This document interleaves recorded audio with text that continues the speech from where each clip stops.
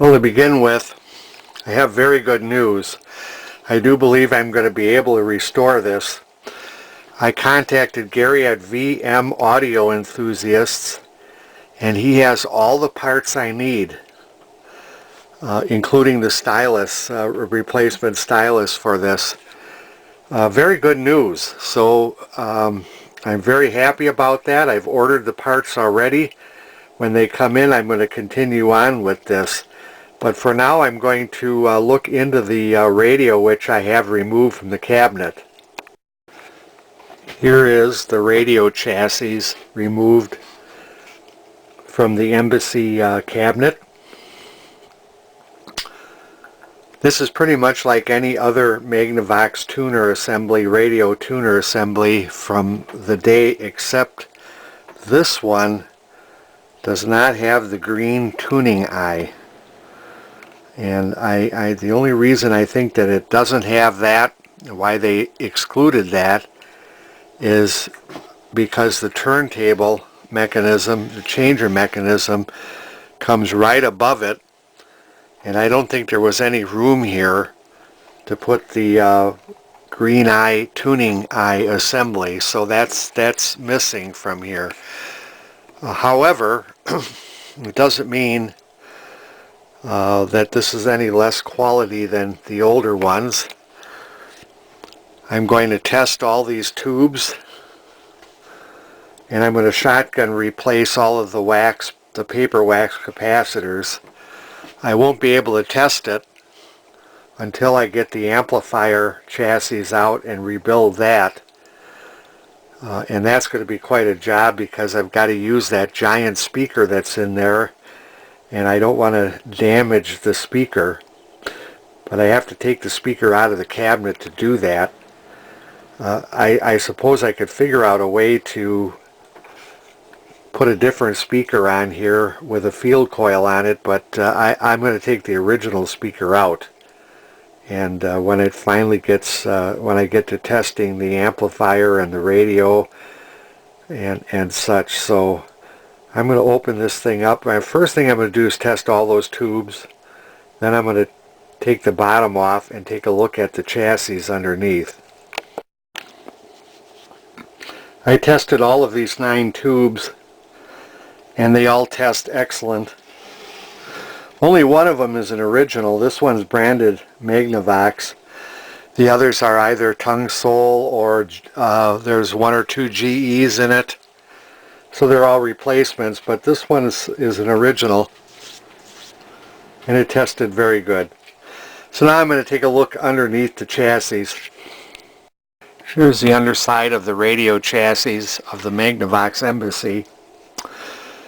What I'm going to do is just shotgun replace all of these paper wax capacitors. There's a number of them in here. I'll also check 1 and 2 watt resistors. And maybe even more resistors to see if anything's opened or gone way out of value. The IF cans, I see these mica capacitors here, and I'm assuming those capacitors might be the mica capacitors that are used on IF cans. I'm hoping that this is not of the age that had the built-in mica caps, because that's really an issue when you have that, because silver mica disease is a real problem to fix. But I don't know that for sure. I'll go through the service manual and check for sure. But like I say, I'm just going to shotgun replace all of these wax capacitors. They're probably good. There's a couple electrolytic cans on here. Here's one and here's one. Not a lot of room under the chassis. I'll have to explore where I might put replacement electrolytics in here if I put them under the chassis like I did with the Admiral TV that I just worked on. But there was a lot of room under that chassis. This is a very, very complex and well-made radio. So high-end to say the least, and so there isn't a lot of room on this chassis for caps. But I'll just take a look at the values and see if there's any logical place I can put electrolytics in underneath here. If not, I'll have to saw the cans off and mount them above the chassis like a lot of electronic restorers do. I don't want to stuff the cans because to me that's why. You know, why stuff the cans? That's just the way I look at it. That's not to say it's wrong for anybody to do that. It's just something I don't do. It's not the way I do it. Here's a 10 ohm resistor. That, of course, will be an item of interest to see if that's open or not. Those usually open. Even if it's not open, I probably should replace it anyways. So this 10 ohm resistor up here, all the wax capacitors, and I'll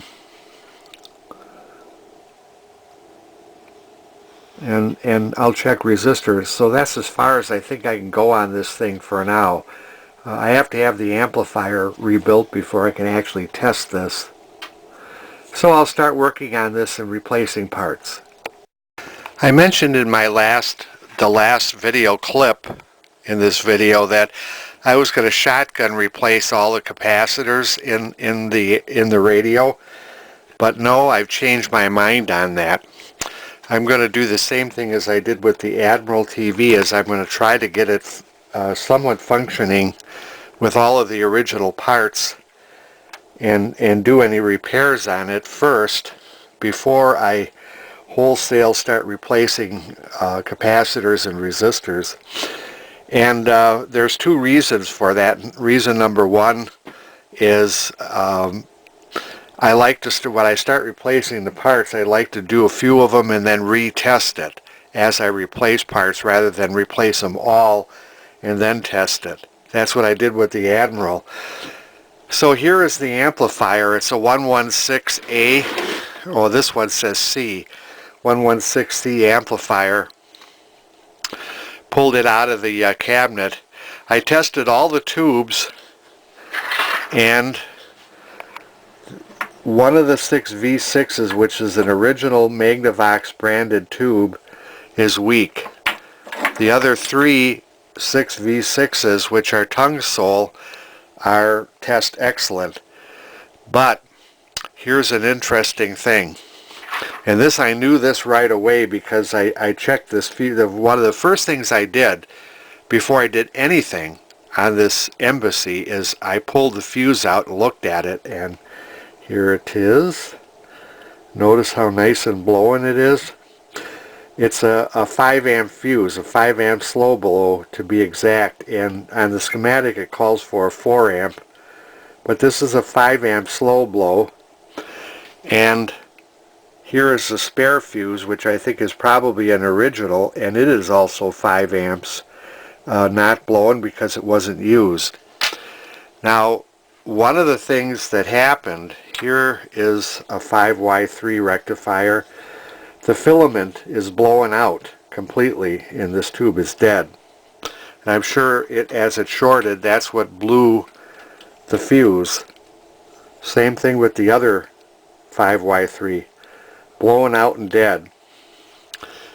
So, what does that mean? Well, there are many possibilities of what that could mean. Any one of these capacitors could be dead shorted. A dead short somewhere else. I don't think a short in the transformer would have caused that. However, if it took a while for the fuse to blow, the transformer could have cooked a little, but that transformer does not look cooked. So what I need to do is I need to check all of these parts on top and underneath to try to determine what blew these tubes. Now, this tube, tungsole, and this one's a GE. So all 3 of the replacement 6 V6s were tungsole.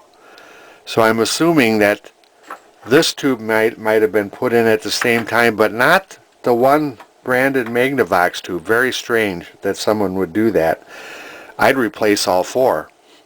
But what could have happened is one of these two rectifiers failed, which blew the other one. So one blew, the other one blew.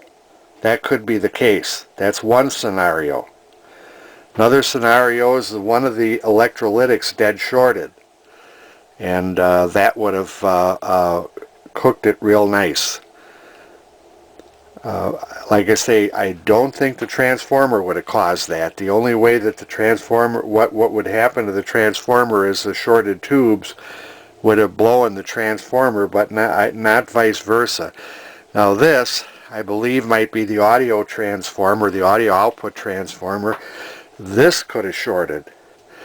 And if that transformer is shorted, unfortunately, unless I find another amplifier or another transformer, and I'm hoping that's not the case, but if that transformer shorted, and that would blow the rectifiers if it did, if that transformer shorted, then I'm dead in the water for a while with this project. Let's hope that's not the case. I've taken the speakers out so I could plug in all the field coils and everything into the amplifier. As far as I could see, the field coils are not shorted to ground and they're not open, as far as I could see. I didn't check them individually on each speaker, but I checked them at the plug connection where it plugs in. These capacitors here, this one's leaking and it's not shorted, but those are line safety caps, or .02.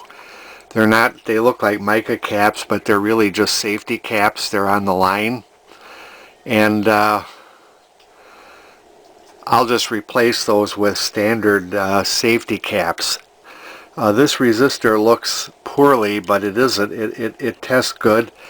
They replaced the can-ohm resistor. Somebody else had been working on this sometime years ago with this power resistor here. All checks out okay. What else? I checked the audio output transformer. I don't think there's anything wrong with the transformers. I noticed that they did a repair on this cone. Somebody did. When that happened, I don't know. And I kind of wonder why or how that would have gotten torn, but I'm assuming that what happened was somebody else had taken all this apart at one time years ago to work on this thing on the bench, and somehow ripped that cone. I don't know. It can happen. I've done it accidentally in past years.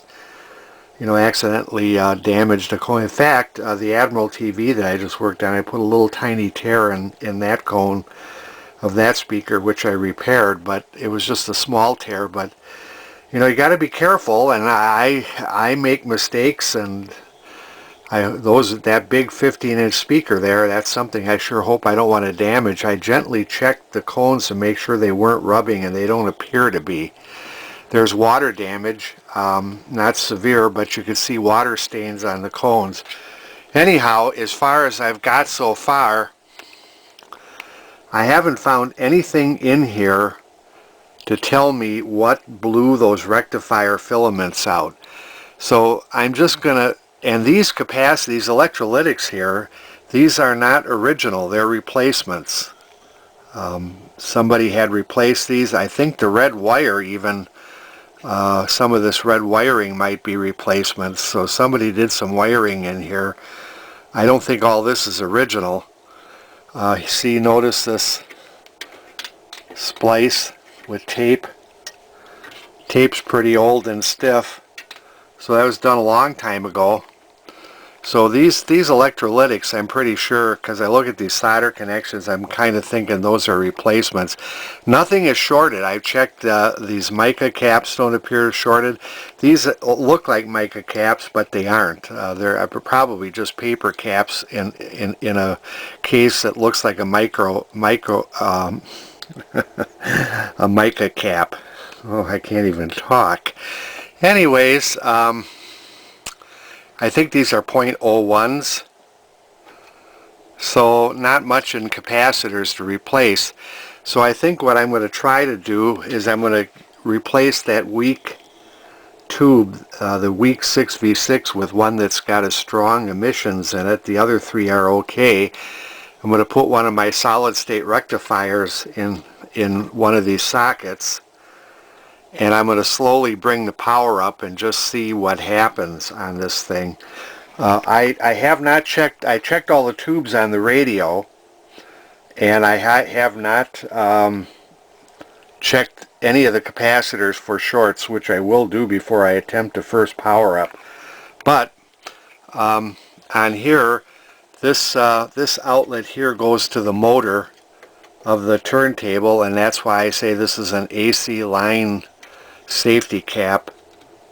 At least if we want to look at the schematic, it looks like that's what it is.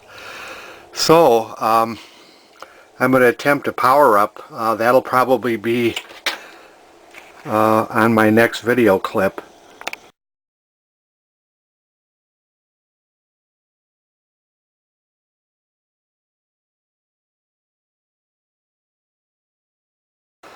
Now before I power this up slowly, I'm addressing these three capacitors here. Now this one is from the line to ground, for example, and it's leaking something out of it. I'm very hesitant to call those safety caps, but if this was a safety capacitor from line to ground, that would make it a Class Y safety cap.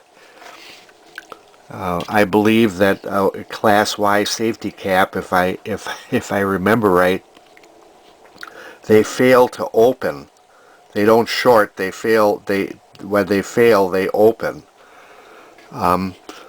This one also is connected to ground, and this one is across the switch that turns on and off the turntable motor. So I'm a little bit confused at what to call those. I think I'm going to replace those with Class Y safety caps when I get to replacing, but I think before I run this up, this one that's leaking some stuff out of it, I'm just going to cut it out of the circuit. Class Y safety caps are usually on the line to filter out RFI. There's no across the line safety cap on this amplifier, so I'm just going to cut this one out of the circuit.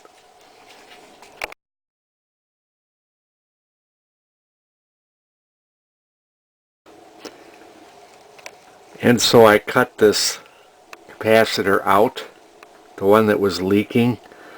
It's a mica mold 342, and because it goes from line to ground, I'm assuming that it's an RFI filter, a 0.02 microfarad, but it needs to be replaced with a Type Y safety cap, because a Type Y safety cap, if I remember right, if it fails, it doesn't short, it opens. It doesn't short because you don't want the line to short to the chassis ground. So this will be replaced with a safety cap. I'm all set to start bringing the voltage up slowly to see if anything functions. I have my solid state rectifier plugged in. I'm going to measure B plus voltage as I bring the power up. Everything is connected up, and hopefully nothing will blow up. I did find a 6V6 tube, branded Admiral of all things, but it tests very good, so all four of these output tubes are up to par. One of them was the original Magnavox that was still in there, was very weak. I put the spare fuse in here. If it blows right away, well, then I'll know that there's a short I missed, but I checked everything for shorts. So let's see what I get. I'm going to be monitoring amps at my power supply here and monitoring B plus voltage. So let's see what we get.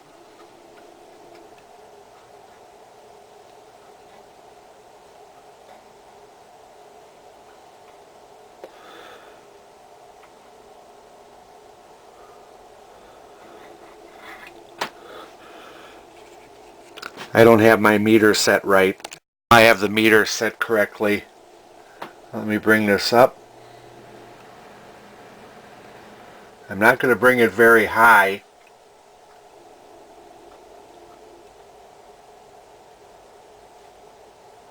What I'm primarily going to look for is to see if any of those electrolytics are going to get hot. We're up to, I'll bring it up to 50 volts.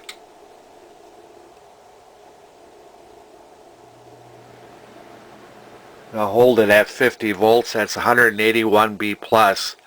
Not enough to light up the tubes, but we'll leave it there for a while. Now let me bring it down. Let's see. I'm not getting any heat there. We'll bring it back up. Let me monitor amps.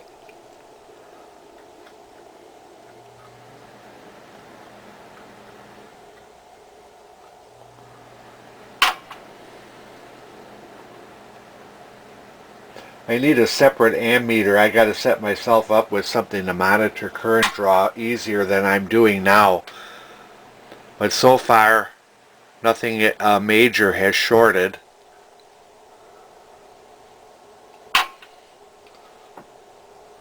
Let's bring her up to 60 volts.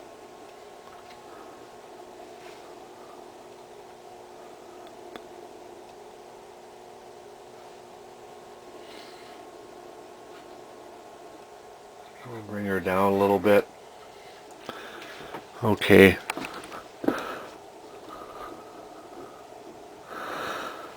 Well, those aren't heating up.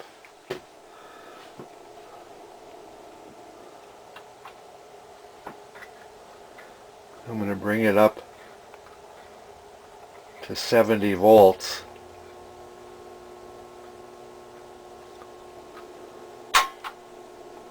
Let's see, amps.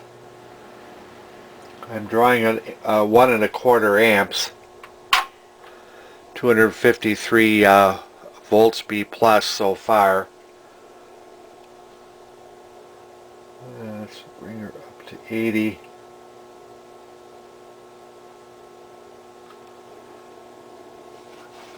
We'll leave her at 80 volts for a while.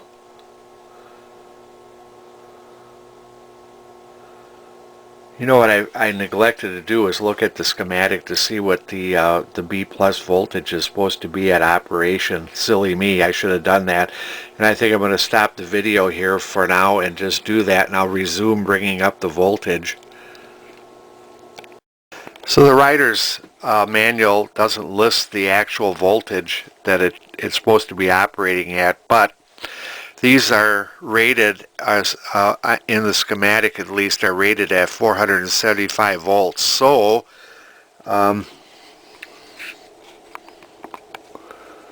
stand by. So anyways, this middle one is getting a little, slightly warm, and that's at, I think, 80 volts.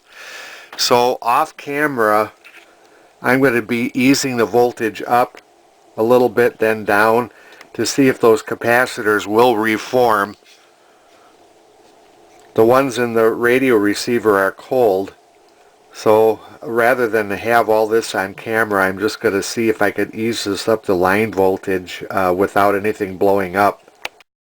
I'm going to go ahead and post this as a next part video, and then start the next one when I start getting this thing up to full power, because this is going to take a lot of time, and this video is already pretty long and drawn out. So there will be another part video when I get this up to full power.